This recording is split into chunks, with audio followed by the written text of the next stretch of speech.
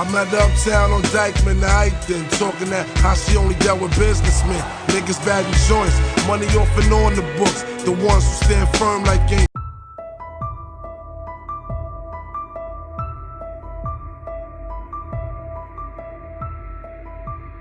Joe Biden will not be the nominee.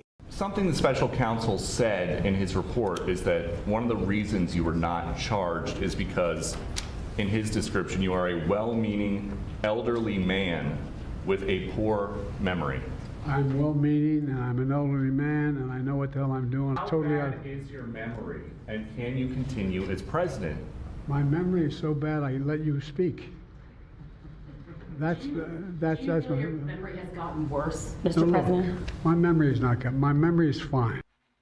I wouldn't go with fine as the best description. According to a shocking report from Special Counsel Robert Hur, concerns are mounting among Democrats regarding President Biden's deteriorating mental state.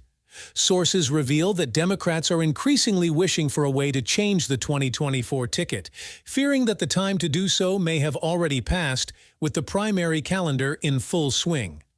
A well-placed Democratic operative shared on Friday that it's realistic to consider Vice President Kamala Harris replacing Biden due to his diminished capabilities. However, they added that the party's slate of candidates might remain the same as 4 years ago. So it's interesting.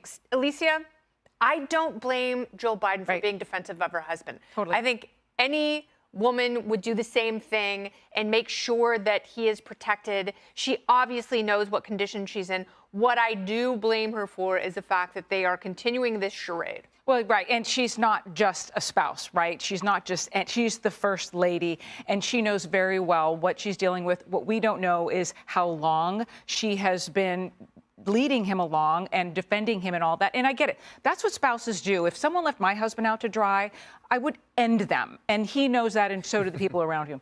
But I'm not the first lady. And you can think about that in a warm way of like, oh, she's protecting her husband, until you consider in this book, quote, her dislike of Trump was a driving reason behind her support for him to run and for re-election. So she knows exactly who, not only who she's dealing with, who her staff is dealing with, but who the United States has in the White House. And she continues to let him do this, and then it sounds like blame others when he isn't up to the task. Yeah, and she also has no love for the vice president.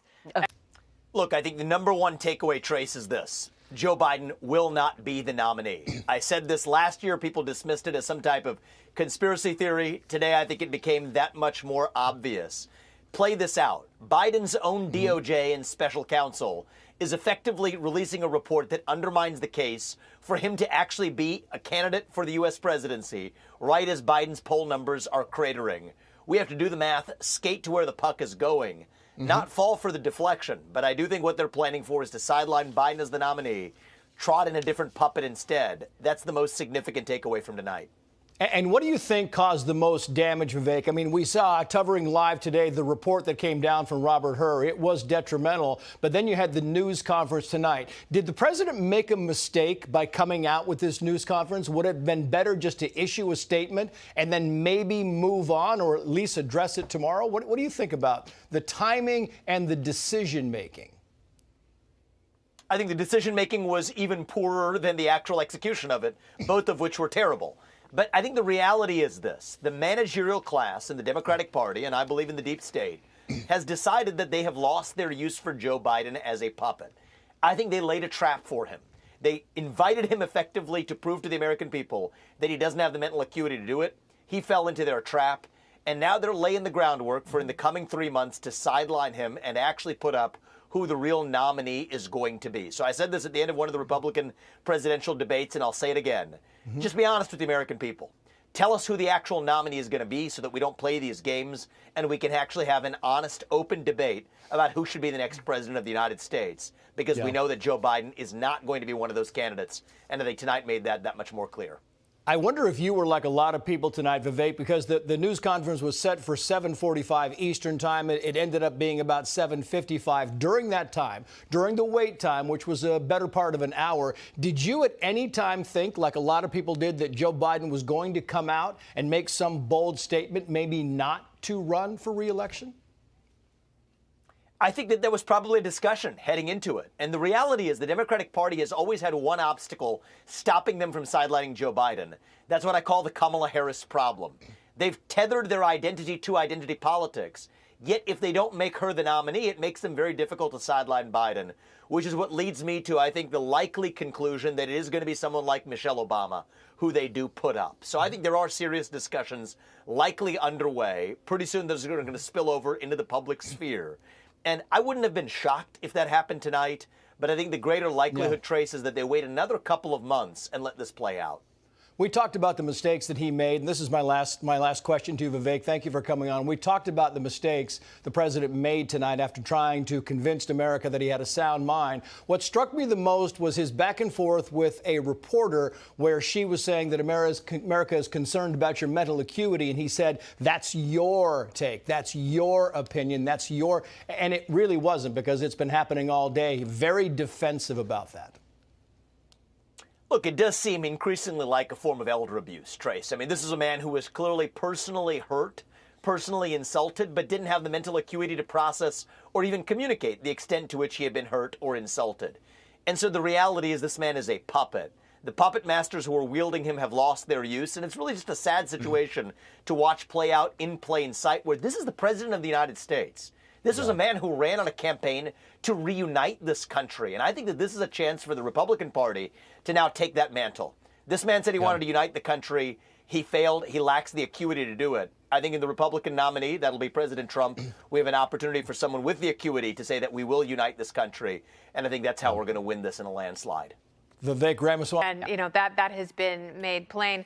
But let's talk a little bit about this New York Post headline. There was an op-ed, and it's titled, Joe Biden and Dems committed elder abuse on Joe. Now they must force him to step aside. And there's a quote from within the article from the editorial board. Joe Biden knew, his aides knew. Heck, James Clyburn, the entire Democratic establishment knew, yet terrified that Bernie Sanders would win the nomination and then failed to take down their mortal enemy, Donald Trump. They propped up Biden like he was a Potemkin candidate, or more accurately, weakened at Bernie's, to try to capture some of the Obama nostalgia. It's time for those same Democrats who lied to get Biden into the White House to tell them that he must step aside before the 25th Amendment is invoked. Reasonable words, Joe? Reasonable up until the 25th Amendment part, because then you need 2/3 of the House to remove him. And you don't get 2/3 of anything anymore. And Democrats, obviously, that would be the huge embarrassment for the party, and that's not the way they want him to go. Joe Biden had hinted in 2019 that he would be a one-term president. His job was to get Donald Trump out and then hand the baton off to, Kamala Harris, who's currently polling at 28% approval. But Joe Biden has been very Slightly successful. less popular than wildfires. It's like gas station sushi at this point. You know, it's about that kind of popularity. So she's not an option at this point. But Jill Biden has been very successful in terms of keeping him out of the spotlight. I mean, let's count the ways. He hasn't had a formal TV interview since October. Think about that. And that was a T-ball session with Scott Pelley. After he won South Carolina, that was the first primary for the Democratic Party. Wins it resoundingly, as he was expected. Most people go out and do a victory speech around 9 or 10 o'clock when they call it. He phoned it in, literally did it by video instead. We attacked the Houthis, and there's no address to the nation after that. You can't win the presidency again without COVID by pleading the fifth and hiding in a basement. He has to defend his record. The problem is when they put him in front of a television camera, as we saw on Thursday with that press conference, it's a cleanup not only in aisle 5, but 12, 17, and 24. Yeah, he can't read the prompter, Joey. He can't talk extemporaneously. There are Democrats saying, well, maybe he should wear better makeup. And do everything seated. Even Hillary Clinton has said, yeah, you know what? The age factor really is a deal. Yeah, think about how you start this with Lisa. You're like, listen, I don't blame a spouse for taking up for their spouse. I agree with you if somebody were picking on him because he had stuff in his teeth at the dinner table. He's the commander-in-chief of our country. If he wants to stand in front of a podium and talk for 2 hours, we should want him to do that. Most importantly, he should be capable of doing that. And that is the problem. Jill Biden has no place blaming a staff for not turning her husband into a puppet different than what he is. Getting mad at them is like getting mad in the mirror. You're not going to get anything from it if you don't have some self-awareness.